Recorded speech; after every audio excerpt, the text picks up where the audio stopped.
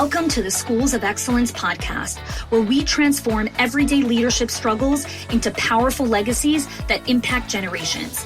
I'm your host, Chanie, a 20-year veteran of school leadership who has helped hundreds of school leaders achieve what many thought was impossible through our signature programs, School Leadership HQ and Enrollment Engine. With our battle-tested frameworks and blueprints, leaders have achieved 90% parent retention, 50% less staff turnover, 15% improved profit margins, and increased enrollment by 25%. My mission is simple: to revolutionize school leadership by elevating the skills, the habits, and mindset of passionate leaders ready to create lasting change. Join me as we build your legacy of excellence, one transformative conversation at a time.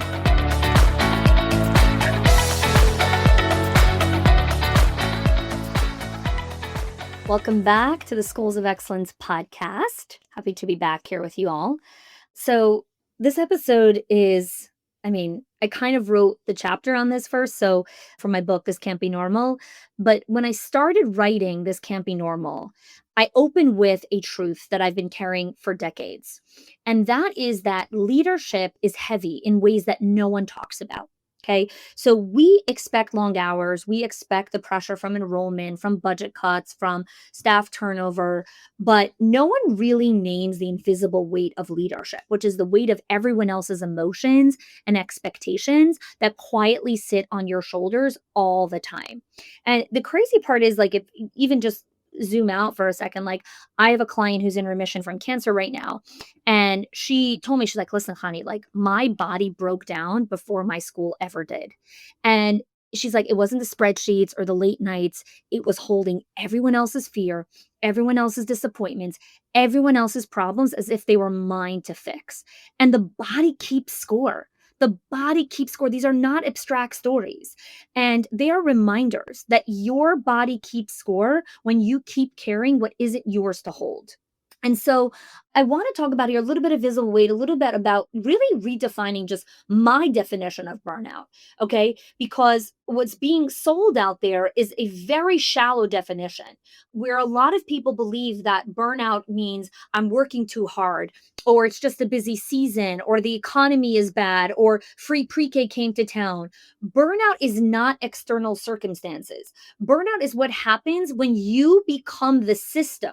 Burnout is you are holding what isn't yours to hold. And so it's not that you're weak or you're bad at time management. You are exhausted because you have become the weight bearer of everyone. And this is not a one-person job. You are not supposed to carry that kind of weight, right? And then the trap that so many leaders get stuck in, and this is what I talk about in chapter 2 of my book, The False Promise of Systems, where leaders believe that if they create systems, they will have relief. But in reality, you are the system. You are the steady presence that staff rely on. You are the one voice that parents demand. You are the one filter every decision must pass through. And that is not leadership. That is not normal. And it is unsustainable architecture. And this is why my book is all about rhythms, right? Rhythms distribute the weight, right? They tether you and keep you anchored when fog rolls in, when things shake the ground, when everything starts to come at you and all the pressure comes in. So many people are like, these are my values, these are my standards, this is this, this is this. I'm like, my dear, all of those things are amazing for calm days. I want to know who you are under pressure, because that's what excellence is. Who are you under pressure? Who are you when the pressure arrives? Because the pressure is always coming. We live in this constant illusion that calm is coming and then calm stays. Calm doesn't stay. Calm is a season. Just like the storms don't stay. Storming is a season. But you believe that you should build your entire school around the calm seasons. And then the storms are just like, whatever, that wasn't my fault that the storm came. So, like, everyone should just forgive me that I haven't shown up because, the storm came. And it's like, excuse me, are you an all seasons leader?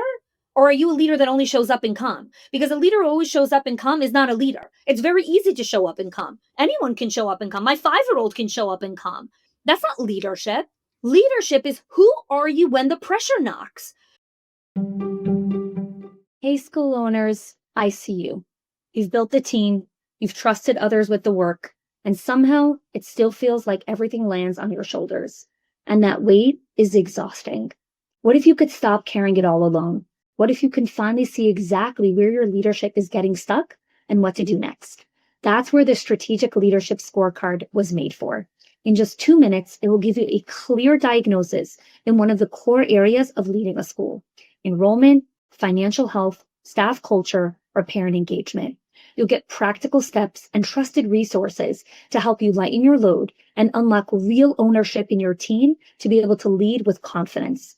You deserve this level of steadiness. So take the scorecard now so you can lead with clarity and know that your school runs on shared ownership, real standards, and rhythms of accountability. Because the pressure is always knocking. The pressure is unrelentless. It's always coming for you. This is why the fix it fast advice doesn't hold. You don't solve burnout or invisible weight by taking a vacation. Trust me, I took lots of vacations. I actually took a vacation every 90 days for 3 days by myself where I had no responsibility and nobody called me. Okay. And I still came back exhausted. Okay. And if you think, well, I'm different and I just need to go away for 3 days and everything's going to be fine, you're lying to yourself. Okay. Vacations are lovely. I love vacations. They do not re-engineer the weight that you're carrying. If you do not understand that you must choose a different way to leave, your burnout will be back 3 weeks later. And here is the cruel irony of the invisible weight and of burnout. Burnout does not go after the mediocre. Burnout does not chase the lazy or the half invested. Burnout preys on the strong, on the capable, on the leader who can juggle 12 priorities at once and is struggling with debilitating grief, and then she still smiles at pickup. Burnout comes for the leader who is endlessly dependable, who is capable, the one who everyone thinks, I don't know how you do it. You're just amazing. But no one really supports them because the invisible labor that you carry does not show up on a payroll spreadsheet and it doesn't get written into a job description. It's remembering every parent's story and adjusting your tone accordingly while you're talking to them. It's noticing the teacher who's quietly unraveling before she even said a word. It's anticipating a board member's pushback before the meeting even began.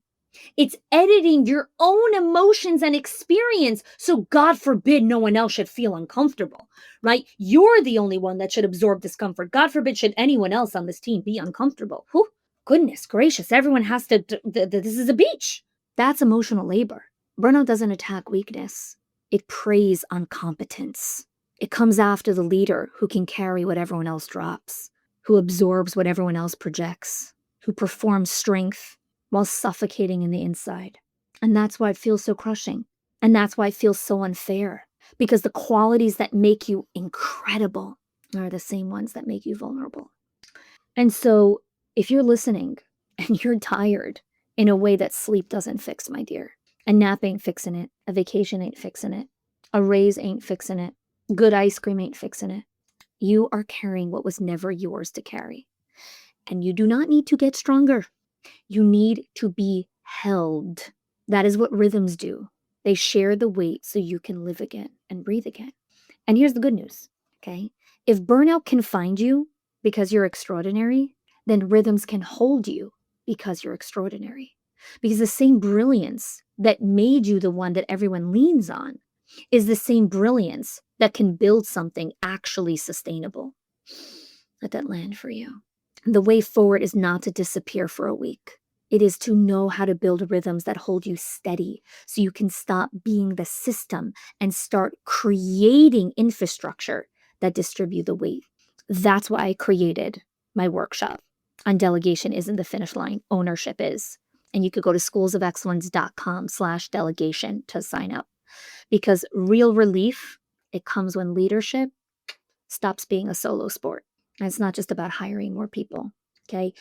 On this workshop, we rewrite what it means to lead because your body has to stop paying the price. Your brain has to stop paying the price. Your family deserves the best of you, not the scraps and crumbs and leftovers. And I know you know exactly what I'm talking about. I am talking to you, my dear, who is listening to this, who is gripping her steering wheel and saying, how does she know exactly what's going on in my world? Who's washing dishes right now and probably crying and saying, what in the world? Why am I dealing with this? Who's laying in bed and wondering, am I going to be up again at 3 o'clock in the morning? And what am I going to be stressed about? I see you. I see you. I really, really see you. Please join me for this workshop, schoolsofexcellence.com/delegation. It'll provide you with the relief and what it means to really feel witnessed. Thanks for joining me. If you are loving the Schools of Excellence podcast and have gotten any value out of it for your school, I would love if you can do 2 things for me. 1, subscribe to the show so you never miss an episode. And 2, can you please leave us a review? Reviews help other school leaders know that this is the place to learn how to build a school of excellence. And I would be so grateful if you can do that for us. Your help and support makes this show to be able to be listened by the thousands of other school leaders all around the world. Thanks so much for listening, for giving us your time and attention each and every week. And I appreciate that you have joined us.